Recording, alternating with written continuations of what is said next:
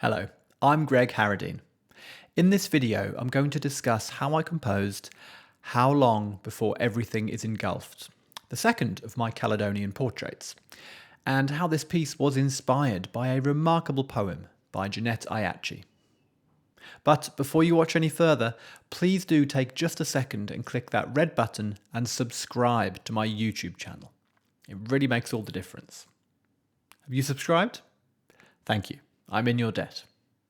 The reason I'm making these introduction videos for some of my compositions is that I really want to draw back the curtain on the composing process, especially when it involves being inspired by another art form. For me, composition isn't something that happens in a miraculous flash of inspiration, at least not usually anyway. What there is, in my experience, is exploration at the piano, thinking, testing out ideas, refining, editing, lots of head scratching, moments of confusion, a few happy accidents, moments of frustration, alongside moments of clarity and creation. And hopefully, eventually, a piece of some kind emerges. So come with me behind the scenes of How Long Before Everything is Engulfed. As I mentioned, this piece is inspired by a poem, Sea-Rattle by Janette Ayachi. You can find this extraordinary poem in her recent collection, Hand Over Mouth Music, published by Liverpool University Press. It's a truly fantastic collection, and I urge you to get yourself a copy. We're in for a real treat now, as I'm about to play you an exclusive recording of Janette reading her poem. Sea-Rattle. The sound of the sea reaches our tenement tonight. Tides curve their tails around towering brickwork, chasing pipework in circles, staining windows with rims of salt, seeping in to rot the floorboards. The mice make boats out of bone china teacups, stream towards sewers, licking their whiskers. The light in our room radiates, challenges moonshine, signals ghost ships, throbs like an endomorphic heartbeat. I hear the hammering of planks in the stairwell, the guttural pool of the sea's sweeping swell. 2 by 2, in miniature diptychs, the neighbors escape, abandoning hope and their biodegradable materials for the bounty of blue, starlight, and the promised land. I bolt my doors as the paint starts to peel. A flock of gulls crash their beaks against glass. The sea rattles, then roars. Furniture soon floats to the ceiling. Like a spell, water funnels up the chimney. Light sizzles, then burns out. Moons flag on the horizon. I start to wonder how long before everything is engulfed. The fumes are quick. Eyes adjust to the sting. Lungs inflate and learn to speak. I hold my breath, listen to their oscillations, and swim towards the sky. Wow. The more I encounter this poem, the deeper my appreciation of it, and to hear it read by Janette was really very special.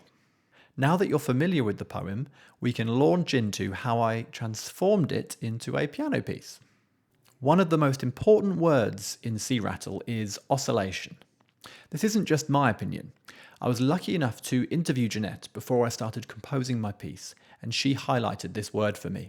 It occurs right at the end of the poem. I hold my breath, listen to their oscillations, and swim towards the sky. A beautiful image. Since this word is so important, I decided to start my piece with a musical oscillation of sorts. Let's define oscillation first of all. Janette was kind enough to send me 2 definitions. 1. Movement back and forth in regular rhythm. And 2. Regular variation in magnitude or position about a central point. My musical oscillation features the notes of an F minor chord. F, A flat, and C. This opening oscillation became an ostinato, or repeated figure, which continues in various forms throughout practically the entire piece. My musical oscillation can be seen as representing the undying current of the sea, the tide forever flowing in and out, in and out. And this sense of the eternal movement of the sea can be found in the rhythms and images throughout Janette's poem.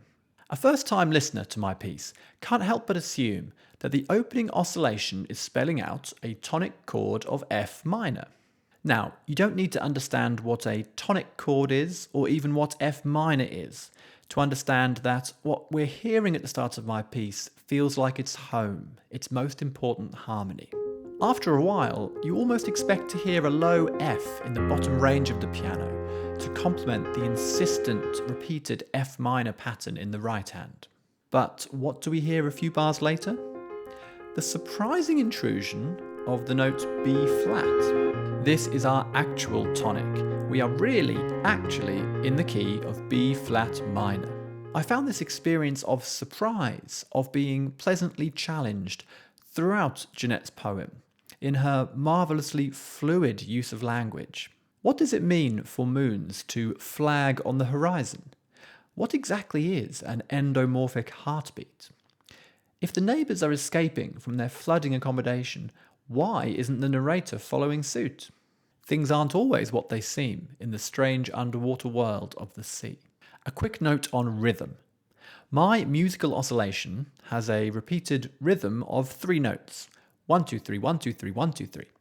Because there are several lines to do with curves or circles in Sea-Rattle. Tides curve their tails as they chase pipework in circles. We encounter rims of salt. 3 just seemed to me an inherently curvier number than, say, 2 or 4 does. Some lines call out for a fairly obvious musical interpretation, and why I try not to be too on the nose with my musical settings. Sometimes it would just be a crime to miss them. One such example is the line, "I hear the hammering of planks in the stairwell." Have a listen to my setting of this line, and the hammering should be more than obvious.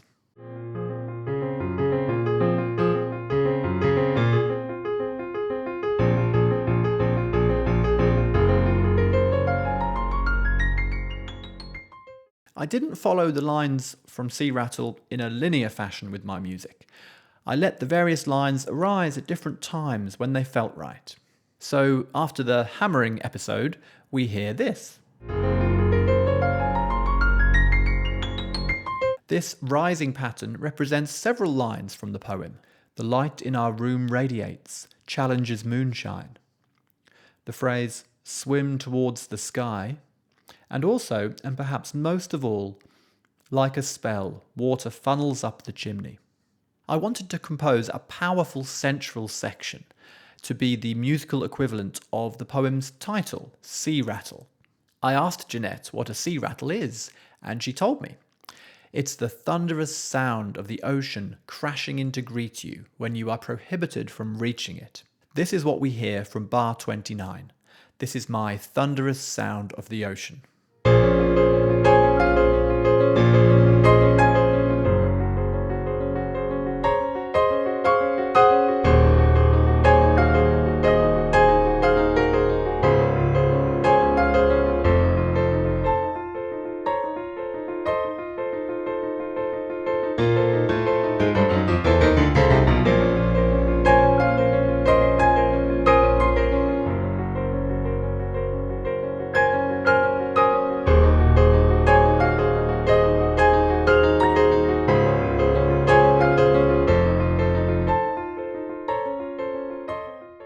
At the end of the piece, from bar 80, the sense of ordered time starts to break down, as the time signature at first shifts and then settles, while the left-hand rhythmic pattern remains unpredictable.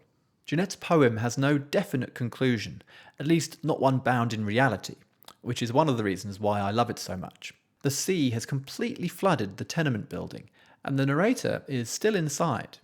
Eyes adjust to the sting, lungs inflate and learn to speak. I hold my breath, listen to their oscillations, and swim towards the sky. Here, at the end of my piece, I tried to make the listener feel like they're entering a new, uncertain element. Where are we heading, musically speaking? How are we getting there? And will we even ever arrive at anywhere definitive? Will we ever escape from this unpredictable new rhythm?